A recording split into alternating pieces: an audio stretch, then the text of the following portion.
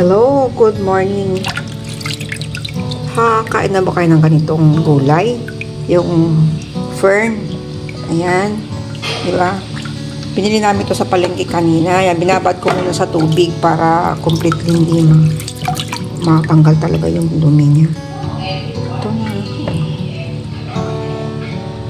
Ayan. Ang tawag pala sa waray dito sa amin ay pako. Ayan, pako. Ito yung ulam namin ngayon. Tapos may sahog lang na isda. Ito yung paano kunin. Tatanggalin lang.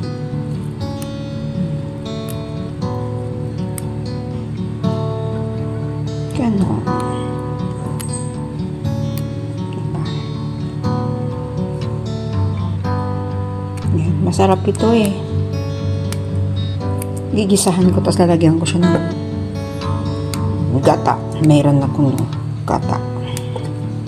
Tapos may labong. Yung simple yung ulam na gusto ko ngayon. Ayoko ng mga karni-karni ngayon. Isda lang tayo, tsaka gulay. Simpleng pagkain, pero masustansya naman ito.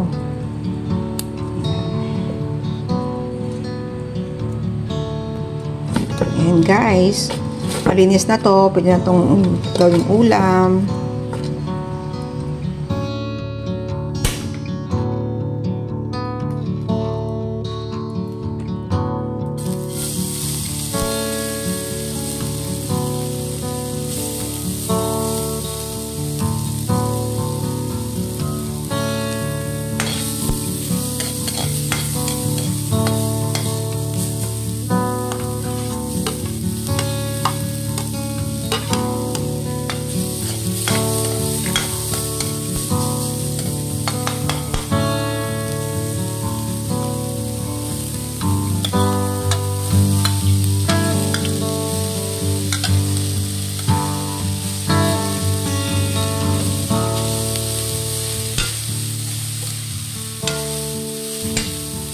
Lalagay tayo ng gata.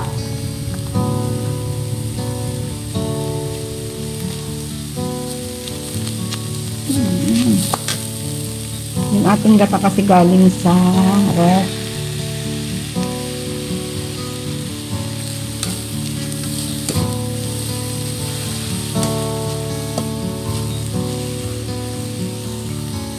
Ganyan sa maraksay. Ang ating kukumama. Yan guys, kukumama yung ginamit natin.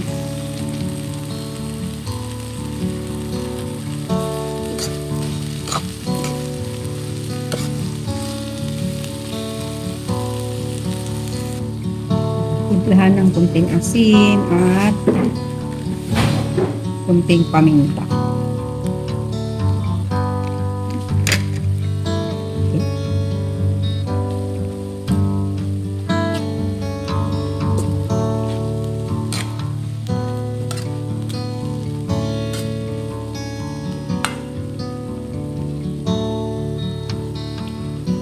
Maglagay tayo kunti ng tubig para may sabaw. Ayan yung ating pako para may sarap.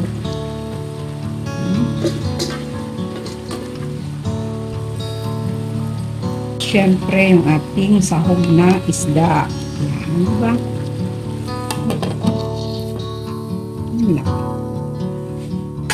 Ulam na dis. Simpleng ulam lang yan. Pero masarap.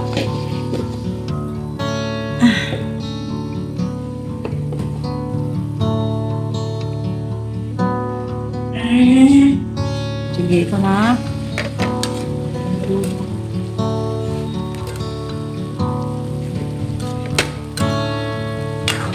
Yan guys, meron na tayong ulam, di ba? Simpleng ulam lang ang atin. Kasi, ayan. Kompleto naman, may protein na. Diba? Meron ng gulay. Saka, meron na tayong kanin dyan. Kainan tayo.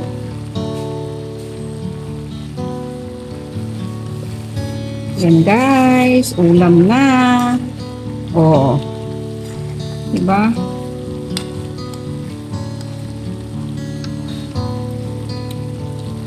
Ngayon guys, alam nyo sa Pangasinan, pag mayroong labong, gusto namin saluyot. Kaya lang ito sa Visayas, dito sa amin, walang saluyot na makita sa palengke. Kaya naisipan ko, ilagay ko yung pako na lang.